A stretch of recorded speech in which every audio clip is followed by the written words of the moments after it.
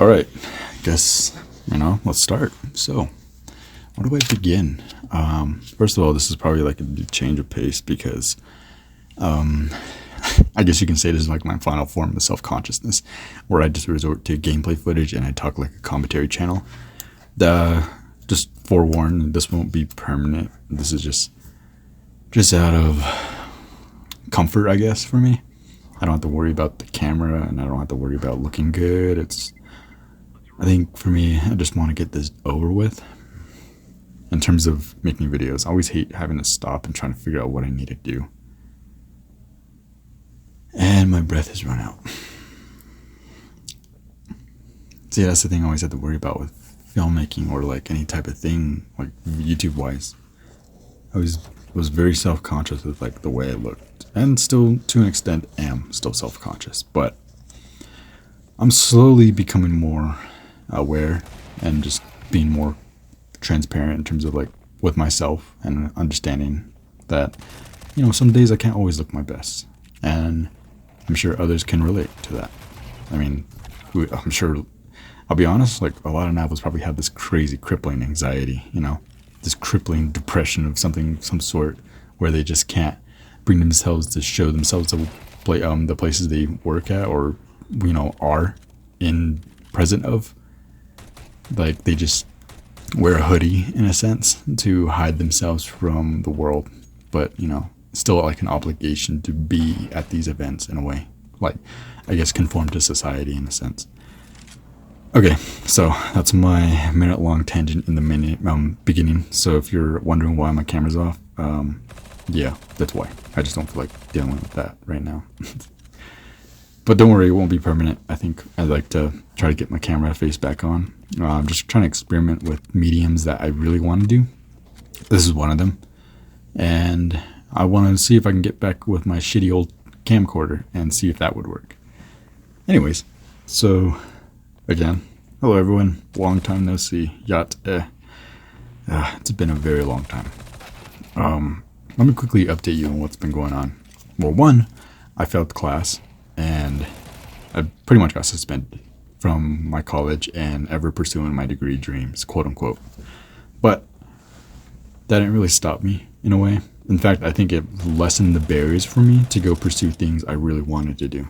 No longer was I held bent on, get that degree, then get a good job, and then so-and-so, like many of us probably fall into as Dene, or people, just natives, or just natives, I guess, in general.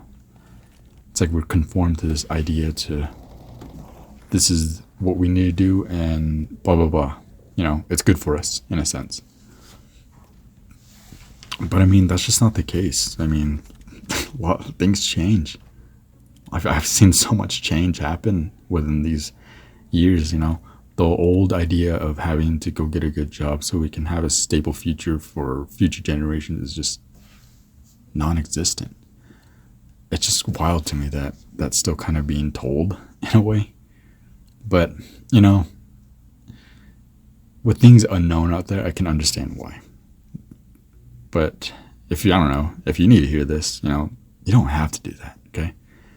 You don't have to conform to these Western education ideas, The whole point of education is to go learn what you want to learn, not learn what you think you should be knowing to go get a good paying job for, unless that's what you want to do. You can manage both. You can do both, Like you can work a job that you pretty much hate, but it pays good, and then work on something you really like doing. Balance it out, find that balance in a sense.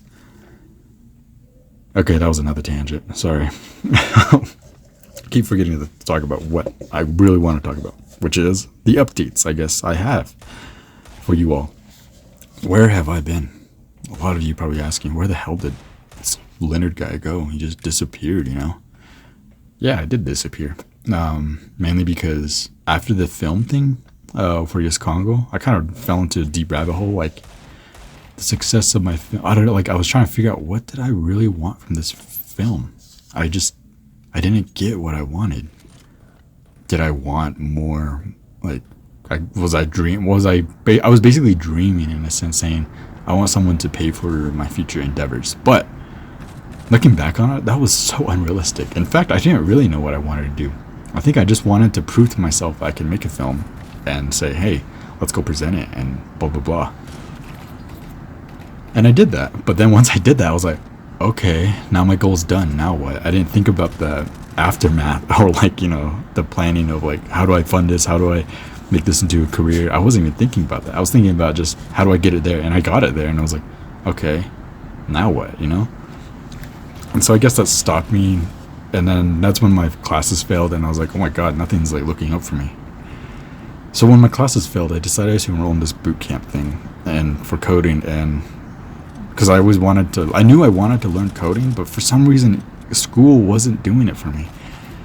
Everything like just felt so, I don't know, like I can't describe it. It wasn't a right path for me. I really like school in terms of what you need to learn and like the math behind it, but it just felt like I was just doing nothing but math, but like little to no coding at all. Or like, I guess, practical coding for me that would be beneficial for me in terms of how I can utilize this tool. It's always like, make a calculator. Okay, I know how to make a calculator. Now what? Like, I guess the whole point of creativity and being able to create something without barriers, And what stopped me from even being creative in that sort of sense was telling myself I'm not good enough, I'm not smart enough to do this thing. So I might as well just keep going to school until I get enough knowledge. Well, that was gone. School is now gone. Now this boot camp was the one to kind of carry that weight, which is a lot. But still, the boot camp really allowed me to explore. It was like a 1 week type of thing, and we just decided to do certain things, and I was like, I'm going to make a website. I'm going to finally do it. And it led me down this rabbit hole of trying to figure out the algorithm for the Navo-Clan system. Remember that Navo-Clan video? Yeah, that. And next thing you know, I made a Eureka breakthrough with that, and I made an app. And I was so proud of that. For once in my life, I didn't feel like a burden. I didn't feel useless. And that all it took was telling myself, I can do it. I need to keep doing it. Persevere. And that's what people mean when they say, when you do something you love, you gotta do it, in that sense. And I'm like, holy crap, I need to do this. That was tough. And that was probably my favorite moment, creating that app. Because, on one hand, I wanted to make it a proof that people can make this sort of thing out on the reservation. So whenever I left my reservation, I would always leave my laptop at home and never work on it. I would only work on it when I was home, because I wanted to tell myself in confidence to others, saying, you can do this at home. I did this at home. Of course, I can't forget Change Labs. Change Labs is this like company on the reservation that helps you entrepreneurs bring this idea foremost. Funny enough, I didn't really start off with the app idea, the clan app idea. It was kind of a running thought, but again, it was that voice telling myself, I'm not good enough, I'm not smart enough to do this type of thing. Boy, was I wrong. You just get curious and you just start discovering and learning, and just, I don't know. And it just kind of made me understand this newfound perspective of what I need to learn and what I want to do with my life. But then, I wish it was all sun and roses from there. But once I launched my app, I didn't really know what to do. Because I always kept thinking about backup plans. I always kept thinking, like, okay, if this doesn't work, I need to do this, blah, blah, blah. And let me just tell you this, if you're like an entrepreneur in some sort of sense, there's a reason why people say you got to take that risk. And you have to kind of just fall into that unknown, It's scary because you don't know what's going to happen. Like, I didn't want to do a lot of things like get a loan or certain things for this venture I had, because I was just afraid that I wouldn't pay it back, or my company or my idea wasn't good enough. Even though a lot of people are telling me it was a good idea. You can have the best supporters of your life, but if it's, if you're still not convinced, if you still haven't convinced yourself, then you need to go back to the drawing board and figure out how to convince yourself. You're doing something wrong. And that's kind of just what happened. I was just kind of stuck in this limbo idea for a while. And then once I did my app, I was like, okay, maybe I'll take a break, and then I'm going to try to figure out if I can work on my film again. And then a Navonation film grant happened. That was cool. And I was like, oh my God, I have a film, I have a script for this. It was cool. I don't know if you remember that, like a fire My whole idea with Quant was to kind of pay homage to my grandpa, kind of understand the struggles that I guess Navajo dudes go through when it comes like talking about their feelings, but like in a Navajo-esque way, you don't like talk about it in a way like that's like, I guess, so too vulnerable in a way, but we are vulnerable to an extent, if that makes sense. Like, I don't know, if I were talking to you about my struggles, I wouldn't really just say, yeah, I'm sad, like I'm really feeling sad. They wouldn't say that straight up. They would be more like, I'm having a hard time, I'm struggling. And that's kind of just how I wanted to portray that film, to kind of give an honest look at how us teens, men, kind of look at themselves mentally. And I owe a lot of things to my grandpa in that sense, trying to, I guess, teach me that sort of perspective. And that's kind of what my film was to pay an homage to. And it was great to have everyone on set with that.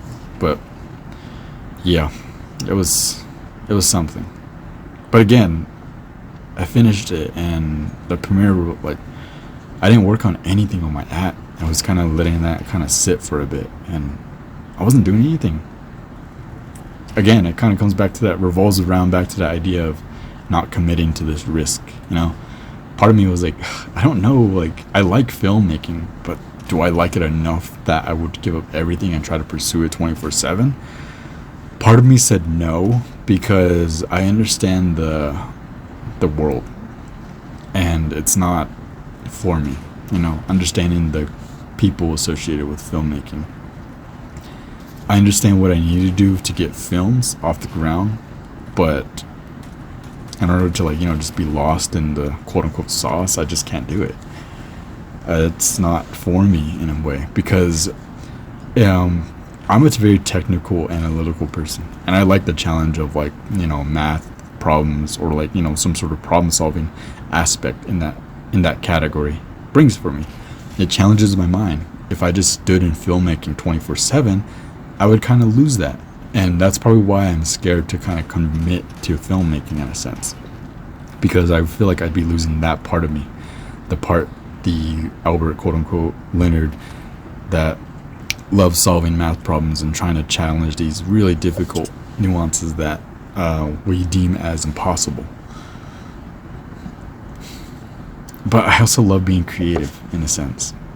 So it's like, in these two worlds, I feel like that's the story of my life, being always stuck in two worlds, never quite conforming to one or the other, because neither of them get the full picture of you. You just, have to just be stuck in limbo. I'm sure many of you can understand that. So that happened, and yeah, I just wasn't happy with the outcome of the film, because I'll be honest, the film festival wasn't really handled well. There's like people going to one film, and I'll be honest, they're bigger filmmakers than me, okay? And let's be honest, they follow that crowd more. And so, unfortunately, my film wasn't with that crowd. So when people got done watching their film, they all pretty much left, and they never come back. And I'm like, well, that sucks. But also, what can you do? So I'm kind of dwell around on it. I couldn't be burning on it, so I just thought, okay, I need to figure out what to change. And then that's kind of what led me to getting this job at Dene College. Newsflash, I have a job now, and honestly, it's probably the best thing I ever did for myself. It brings stability, in a sense, to my life, understanding routine, and it kind of brings this weird drive and energy for me with creative ideas, and like thinking, man, these ideas I had weren't as crazy as I thought. In fact, I need to figure out how to act upon it. So I just, and this kind of led me down this rabbit hole of figuring out what to do. I remember my friend Matt was like encouraging me, hey, you should do your videos again. And I thought, I really want to do my videos again. I really do. Mainly the ones like with the montages. I know you all love the montages. Those montages are probably my favorite projects to work on, because it's literally limitless creativity in that sense. Like, I get to choose the footage, I get to choose the music I really love listening to, and play with it. And I think, I'll be honest, it's that one comment on YouTube that got me.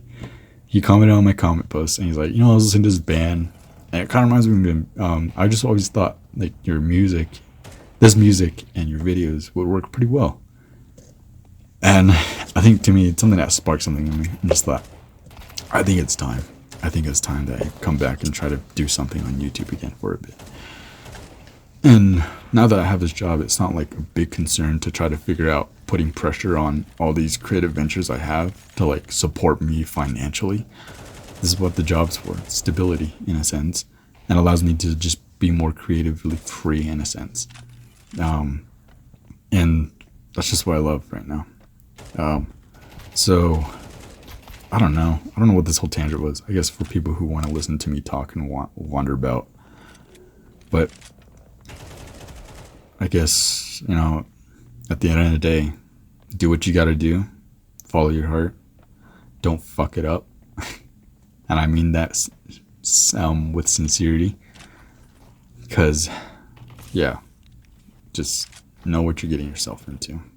And, yeah, just pay attention. Okay, quick interjection. I forgot to totally add this. Another reason why I hate doing the whole video thing right now at this time is location. It's always so fucking difficult to find location.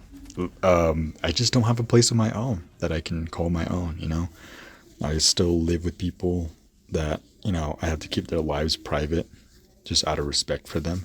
And I can't include them in these videos.